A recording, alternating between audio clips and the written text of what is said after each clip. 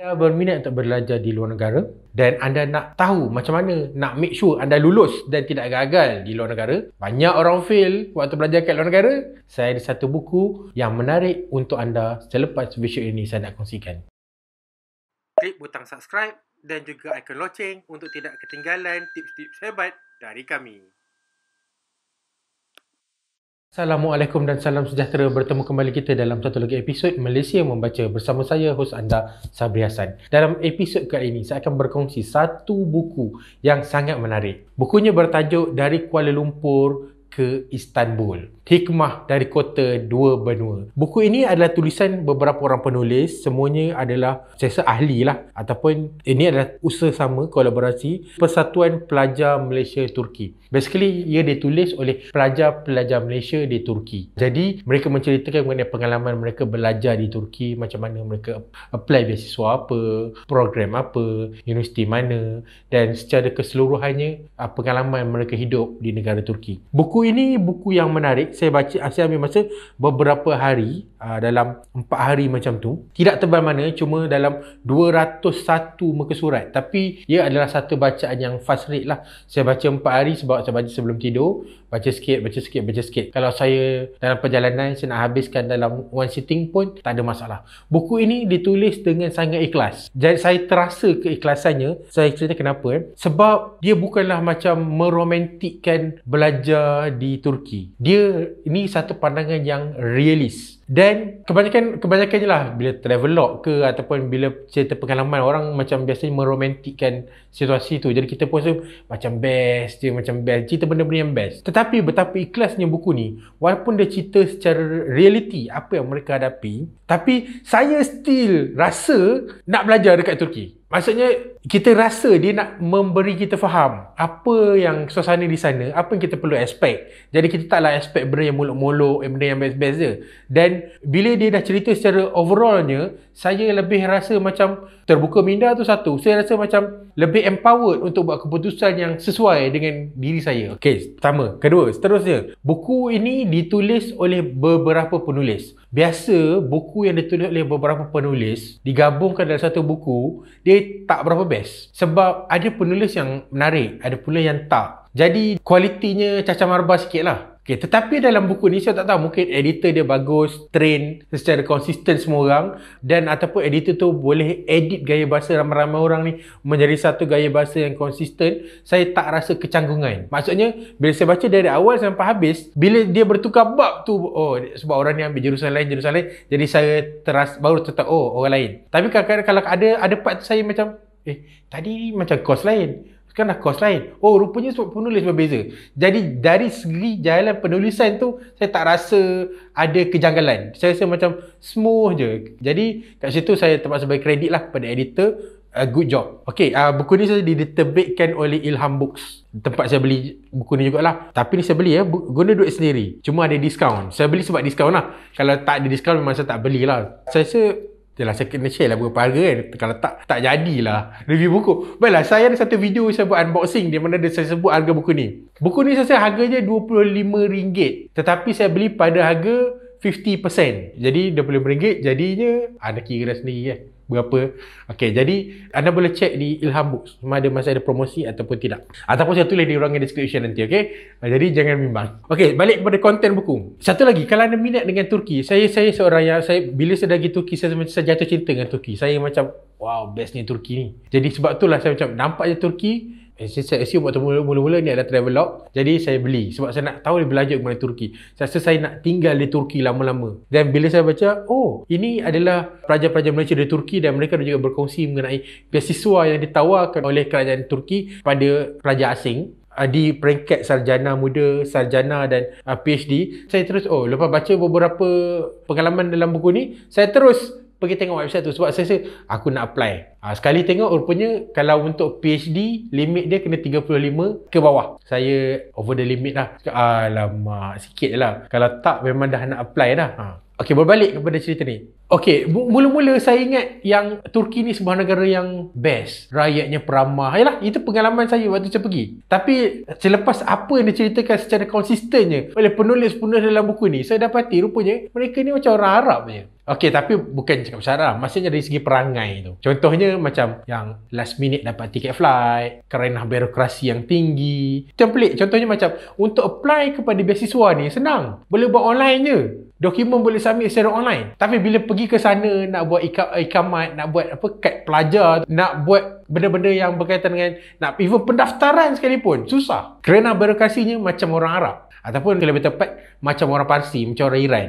Sebab orang Arab ni dia ada banyak negara berbangsa Arab. Tapi Iran tu dia ada satu negara, bangsa dia adalah bangsa Iran. Jadi dia orang proud of dia punya heritage. Same macam orang Turki. Dia orang proud dengan dia orang punya kebangsaan Turki tu. Dan perangai-perangai kerana Arab lah. Tapi ada perangai-perangai kerana Arab. Itu yang saya dapat daripada buku ni. Dan dia juga beri saya mengimbau balik kebanyakan. Even saya rasa 5-6 penulis pertama daripada buku ni menceritakan betapa susahnya, betapa struggle-nya mereka belajar di Turki. Dan ada yang kena repeat, banyak yang kena repeat. Dan semuanya secara konsisten struggle dengan pembelajaran mereka di Turki. Ini yang jarang diceritakan oleh pelajar yang belajar di luar negara lah. Even kalau anda belajar di UK, di US tu mungkin dia gunakan bahasa Inggeris. Daripada Malaysia, kita dah ada background bahasa Inggeris, jadi tak ada masalah sangat. Tapi kalau anda pergi ke Jerman, pergi ke Jepun, pergi ke Korea, sama macam pergi ke Turki, walaupun anda ambil kursus berbahasa Inggeris, tapi sebab penguasaan bahasa Inggeris mereka macam di Malaysia juga tak berapa sangat. Ataupun mungkin kita lebih baik lagi bahasa Inggerisnya. Jadi mereka macam kita lah. Kalau kelas tu banyak orang Melayu, dia akan jadi bahasa Melayu juga. Akan masuk bahasa Melayu juga. Bila lecturer tengok budak-budak macam tak berapa faham bahasa Inggeris dia explain, dia akan guna bahasa Melayu. Jadi sama di Turki. Jadi bila anda seorang ataupun dua orang je pelajar asing kat dalam kelas tu, dia orang akan ada tendensi untuk kembali menggunakan bahasa Turki dalam penerangan. Jadi struggle lah, okey. Lagi-lagi kalau anda ambil medik, macam tu. Seterusnya, bila saya baca buku ni juga saya teringat kepada rakan-rakan saya di universiti dulu lah. Di universiti saya ada juga pelajar-pelajar asing. Kebanyakannya daripada negara-negara dunia ketiga lah. Okey, contohnya macam Timor Leste. Dan ada yang cemerlang lah. Alah, dia bukan depend pada negara. Tapi ada yang cemerlang, tak ada masalah, yang pandai. Tapi ada juga yang pandai dekat negara dia, tapi bila sampai kat negara kita jadi tak berapa sangat. Sebab saya dapat faham lah, lenggok bahasa. Kadang-kadang kita punya dialek itu satu. Kadang-kadang kalau kita dapat lecturer Vietnam, lecturer Filipin, lecturer India, lecturer Pakistan, dia orang punya Inggeris pun ada telo yang pekat. Jadi bayangkanlah, dia orang pun kita orang Malaysia pun tak faham walaupun cikgu tu cakap bahasa Inggeris. Dia orang daripada negara dia orang belajar Inggeris tahap dia orang, jumpa dekat negara kita ni orang cakap Inggeris yang tak punya butir, lagilah susah. At least kita ada kawan-kawan, ada senior, kita boleh tolong ajar kita. Tapi dia orang struggle. Itu satu. Lagi satu contohnya, kita support system dekat. Contohnya macam saya ingat lagi dia tahun pertama bila kita buat kerja berkumpulan. Ada orang yang macam dia geng dia kumpulan dia adalah pelajar asing. Katakan dalam kes ni pelajar Timor Leste itulah. Dia orang ni baik. Ada yang rajin. Ramai yang rajin lah juga. Dia cakap kita buat. Orang Timor Leste ni akan print. Dia volunteer untuk print. Kita style kita kalau nak print confirm lah. Kita ada printer kat bilik. Kalau kita tak ada printer, kawan kita ada printer kat bilik. Kita print warna. Sebab hasil kerja tu mungkin tak seberapa, tak apa. Tapi presentation kena top. Jadi kalau kalah kat presentation, susah lah kan kalau kalah kat presentation. Tapi orang Timor Leste ni, dia printer pun tak ada. Dia print dekat makmal komputer.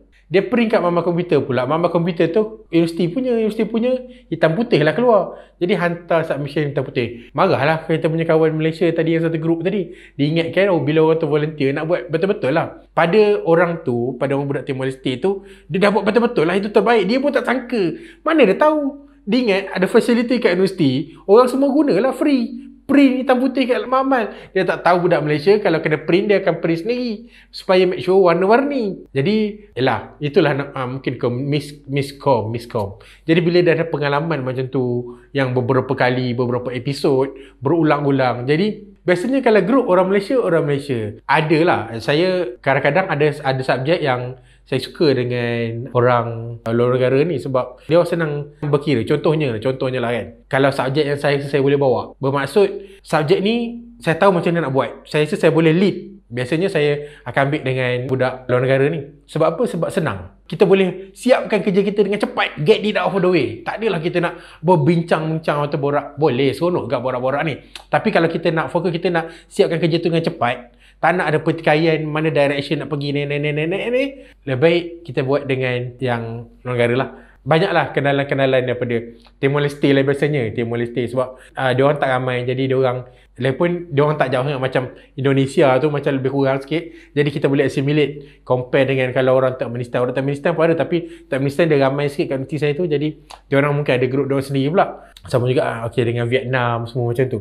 Dan bila dah banyak kali jadi macam tu, dia tendensi adalah orang Malaysia nak dengan orang Malaysia je, orang foreigner dengan foreigner je. Jadi foreigner tu campur lah, Timor Leste campur Vietnam, campur Turkmenistan, ataupun kecuali kalau rare case lah, kalau macam tak ramai student ataupun kita macam jom let's group with me, diorang pun tak ramai nak buat satu group, ataupun kita pun faham juga kalau diorang cukup-cukup untuk satu group, kita bagi diorang buat satu group lah supaya tak ada lah foreigner yang ter outcast kan, at least diorang sama diorang. Kecuali kalau macam lecturer yang force setiap group kena ada one foreigner ke kan, waktu tu kita pasal ambil lah, tapi tendensi akan jadi berasingan. Sama juga macam kes yang beberapa kali diceritakan dalam episod dalam buku ni, di mana mula-mula orang Turki tu macam excited juga nak jumpa orang Malaysia ataupun foreigner ni, tapi lama-lama bila dah ada banyak kali miskom semua, diorang pun macam jalan-jalan, waktu jalan buat tak nampak. Lepas tu dah kurang excited dah nak jumpa dengan orang Malaysia. Biasanya orang Malaysia kalau cerita pasal orang Turki ni peramah, etc.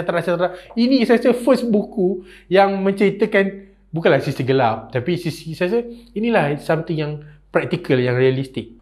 Cuma yang bagusnya dia tak adalah macam kebanyakan boleh saya cakap cerita dia dark side of pelajar Malaysia di Turki lah. Struggle tu memang a common theme across buku ni. Biasanya bila orang cerita benda yang struggle ni, kita tak minat lah kan. Macam kenapa pula dah tahu belajar susah nak pergi lagi ke sana kan. Tapi tu yang saya rasa buku ni dia tulis dengan ikhlas dari hati. Sebab walaupun dia orang menceritakan kesusahan yang dia orang alami, saya still rasa tertarik nak belajar kat sana. Macam saya kata, saya sendiri cari maklumat macam dia nak apply semua kan. Sebabnya saya tak tahu, saya dapat rasa keikhlasan tu. Dan sebab saya ni yang bagusnya, sebab macam ni lah, ada orang dia ingat dia kena ceritakan yang benda yang best-best supaya orang tertarik nak pergi, kemudian bila pergi sana sangkut.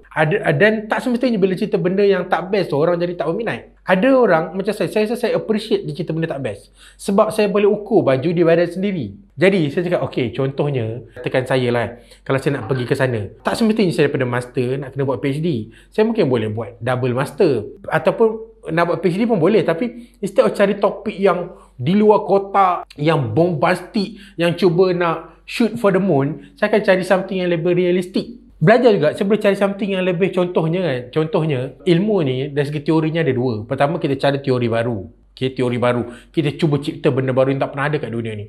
Kedua, kita tengok macam mana pelaksanaan teori yang dah proven di tempat baru. Kita tengok aplikasi teori yang dah memang ada di tempat baru ataupun dalam suasana baru dengan situasi yang baru. Jadi dalam kes ni, bila saya tahu Turki ni belajar susah, saya tak pergilah yang buat bombastik tu. Kita boleh pergi belajar, tapi kita dah faham teori, kita je nak tengok aplikasi. Dia bukan lebih senang, bukan macam kita pergi relax, tak. Dia kena perlu work juga, tapi at least kita boleh begin with the end in mind.